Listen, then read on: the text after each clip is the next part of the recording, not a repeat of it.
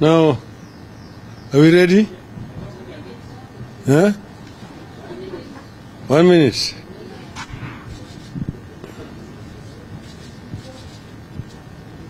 Thirty seconds.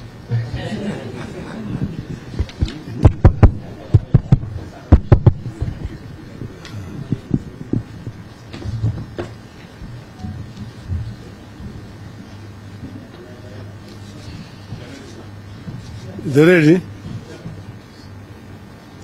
Okay, ladies and gentlemen of the press, we have a statement today which is on the Finance Bill 2023.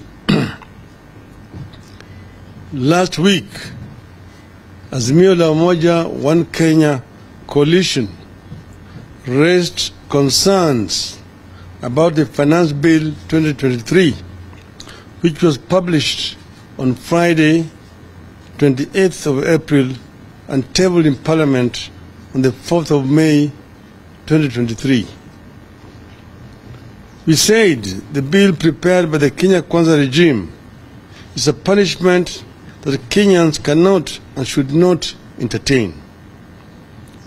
The bill proposes amendments to various tax statutes, including the Income Tax Act, Value-Added Tax, Tax Procedures Act, and the Miscellaneous Fees and Levies Act, among other laws. We raised the concern that a number of proposed tax measures will have significant negative impact on taxpayers.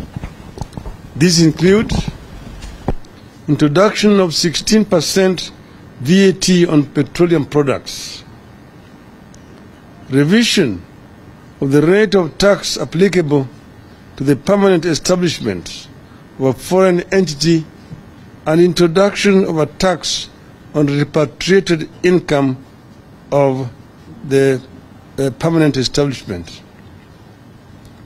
Requirement to deposit security of 20% of disputed tax before appealing against a judgment to the High Court. Agency taxes such as withholding tax, excise duty of gaming and betting, and withholding VAT to be remitted to the Commissioner real time in 24 hours or 3 days. Introduction of withholding tax on payments made in respect of digital content monetization. Turnover tax bands and rates are proposed to be revised.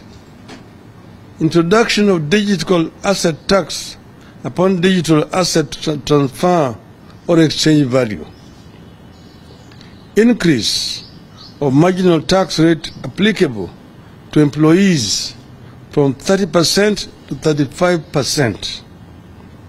Introduction of 3% employee and employer contributions to the National Housing Development Fund. At the time of our statement last week, we took some comfort in the fact that the bill was being subjected to public participation, and there was a possibility that the reservations of Kenyans would be taken into consideration.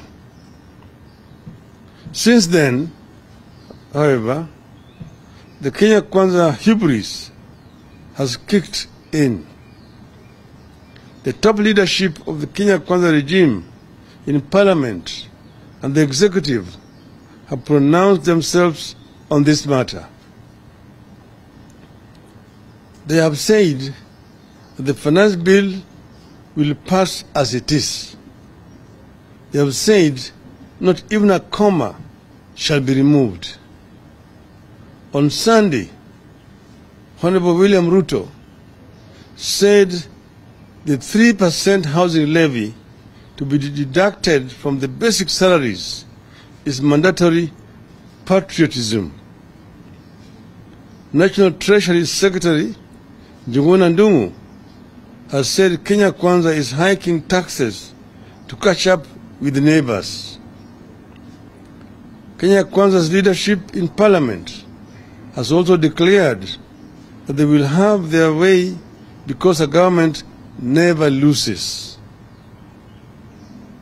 It is clear the so-called public participation is being invited is a mere charade and a gimmick to give Kenyans false hope before they are hit with a tsunami of taxes beginning July.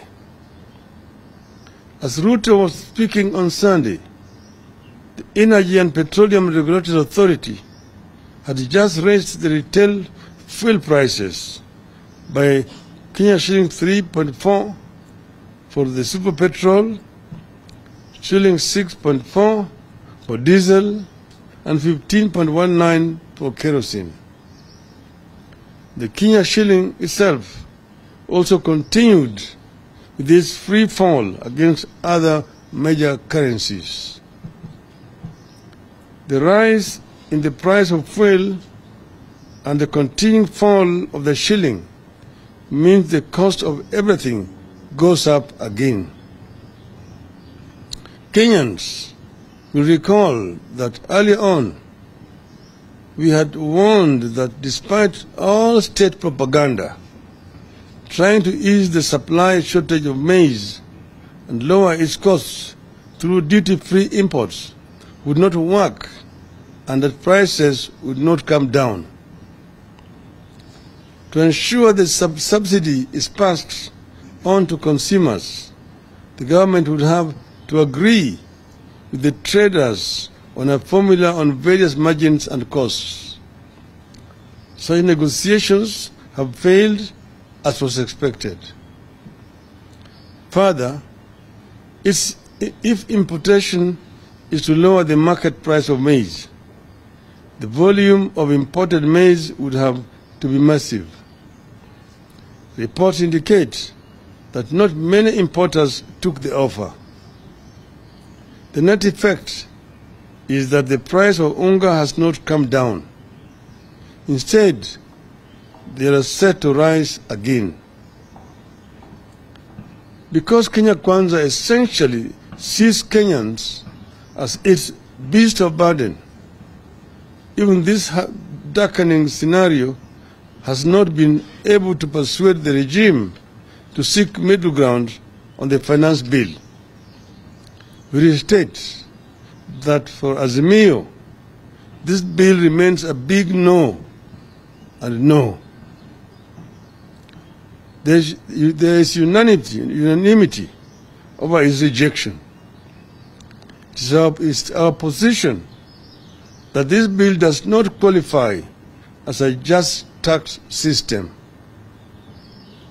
Yes, the country is ripe for tax reform, but this is not one of them. This proposal does not lead to distribution of income. It does not combat poverty. Instead, it seeks to manufacture and distribute poverty. This proposal does not spur economic growth nor generate wealth so that every family in this country can have opportunities. It traces and kills those opportunities. As the bill attracts the poor, it dismantles the middle class too. The Finance Bill 2023 unfairly punishes a diminishing middle class that is already suffering severe blows and can least afford to pay more taxes. The most tangible result of this bill will be the incorporation of more Kenyans into the ranks of the poor. Consequently, we state as follows. 1. We continue to demand a major surgery of the finance bill in the interest of the suffering people of Kenya. 2. Instead of merely levying more taxes on Kenyans, Kenya Kwanza must address the economy's many structural shortcomings For instance, there's a reason why the Kenya Revenue Authority is unable to meet its revenue targets. Kenya Kwanza must figure out and address the problem. 3. The cash flow problem in the country is due in part to the weakening of the Kenyan currency. The weakness is not just vis-a-vis the US dollar. Our currency fell significantly against the Tanzanian shilling by nearly 10% since last September. This suggests that domestic factors are causing part of the decline of the Kenyan shilling. Kenya Kwanza must get to the bottom of this problem and stabilize the shilling. 4. Kenya Kwanza must strengthen and not undermine critical institutions such as those tasked with fighting corruption, collecting revenue, and investigating and prosecuting crimes as it is presently doing. 5. Kenya Kwanza must incorporate all productive citizens into its nation-building projects. Currently, the regime has alienated a huge section of the population who sees themselves as outsiders and strangers in their own country. 6. Kenya Kwanza must rationalize public expenditure. It must live within its means instead of spending money it does not have on programs and projects in the country does not need. 7. Kenya Kwanza must address the public concern that even as taxes rise on everything and for everyone, there is no clear plan to spend new tax revenues on welfare programs for the poor. Instead, those taxes will only stoke inflation and hurt the purchasing power of the poor families. 8. We appeal to all Kenyans to participate actively in the process of validation and express themselves loudly and clearly that they cannot take any more burden. We equally encourage our people to lobby our elected leaders to stand with the people on this matter. Punda imechoka. 9. Finally, we make it clear that if this bill is railroaded through Parliament, Kenya Kwanza must prepare that we will have no option but to mobilize citizens around the country to fight for themselves. We will have no option but to mobilize all the social sectors and take all the necessary political actions to stop this blow and burden. Punda imechoka. Thank you.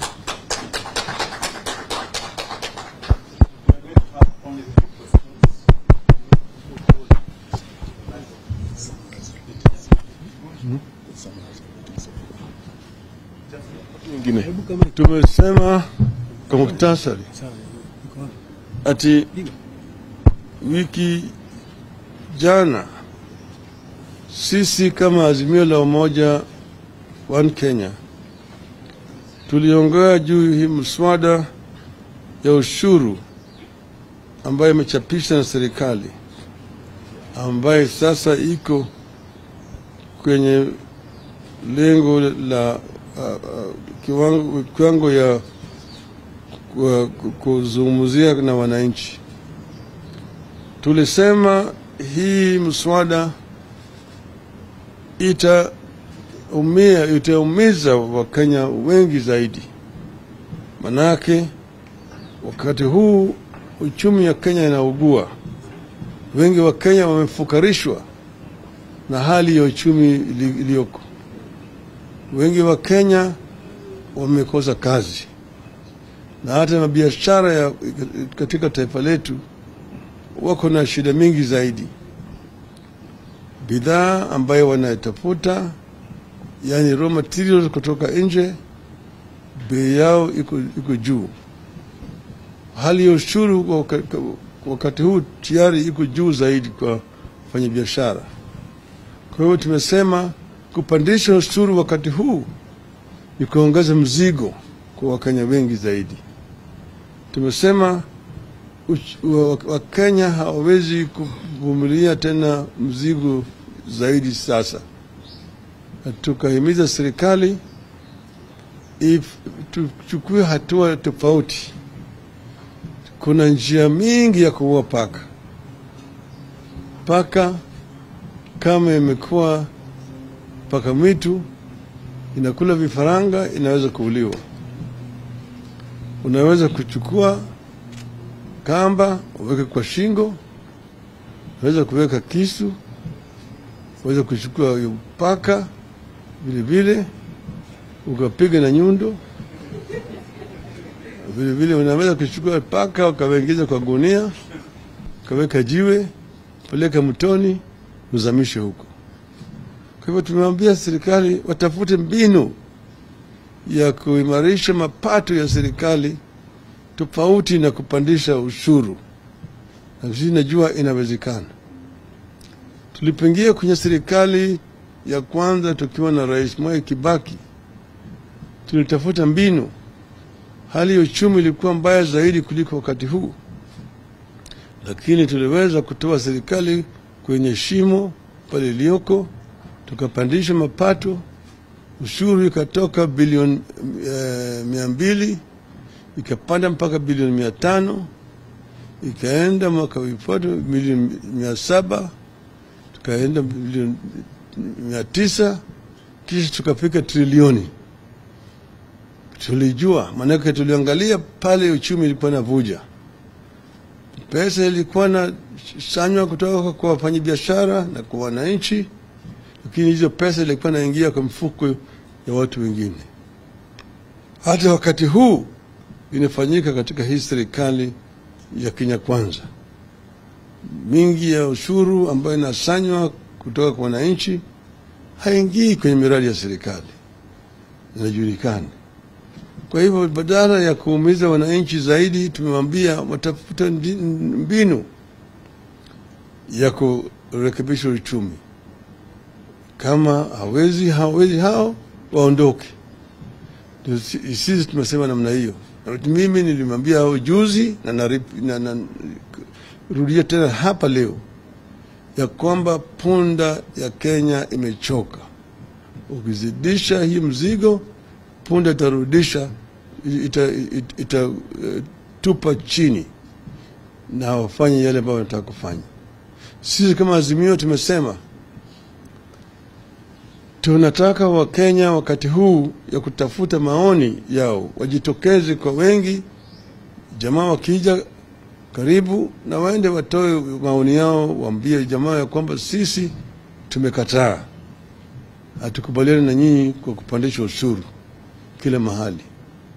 Lakini tumewaonya, maneno wamesema ati wapende wasipende. Hiyo lugha ambayo tulisikia wakati ile Nyayo, ati hii mswada itapita katika bunge. Kama wakithubutu kufanya hivyo, sisi kama Azimio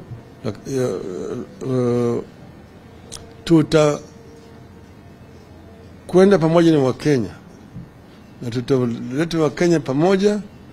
Tutaambia Wakenya kwamba wachukue mamlaka mikononi mwao kulingana na fungu la kwanza ya katiba yetu ambayo imesema ati mamlaka katika Jamhuri ya Kenya iko mkononi ya wananchi wa Kenya.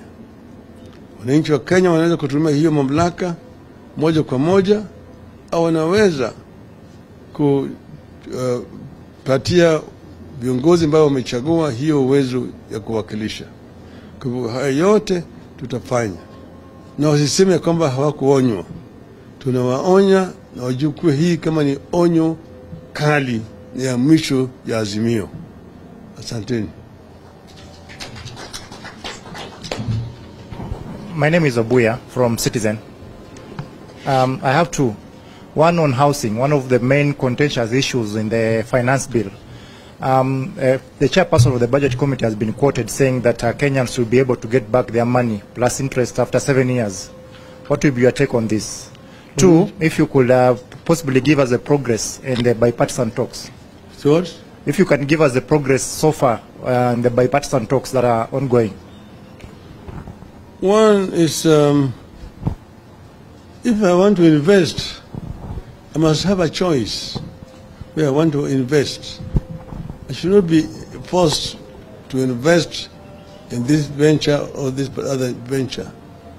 And if you're telling me that it is an investment, then you must tell me what kind of interest am I going to get out of it, so that I can make up my mind whether I want to take my money to the financial market, or I want to invest my money, put my money as a deposit in the bank to earn an interest. But there must be a choice. There must be consultations. Kenyans have not been properly consulted before these measures are being introduced. And they're now being introduced and they're being told, irrespective of what you say, these things are going to pass. In other words, the kind of consultation they're talking about is useless. It's fruitless. The second question you asked is, the bipartisan talks, we've received a progress report from our team, and they're saying that they've made some progress.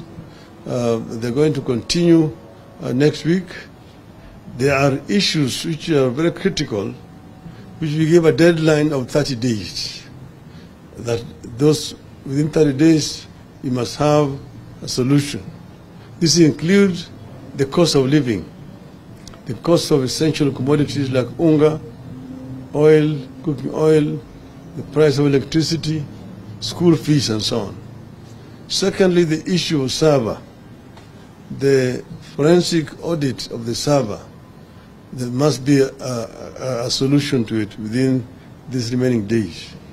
Then the other one is a guarantee and assurance that there will be no interference with all Azimio-affiliated political parties. You said that, for example, they must not continue to interfere with the Jubilee political party. They must give us an undertaking that they will not interfere. For example, the Jubilee's General Assembly or Convention is scheduled to take place on Monday next week, the 22nd. These are some of the issues that we have raised. Okay.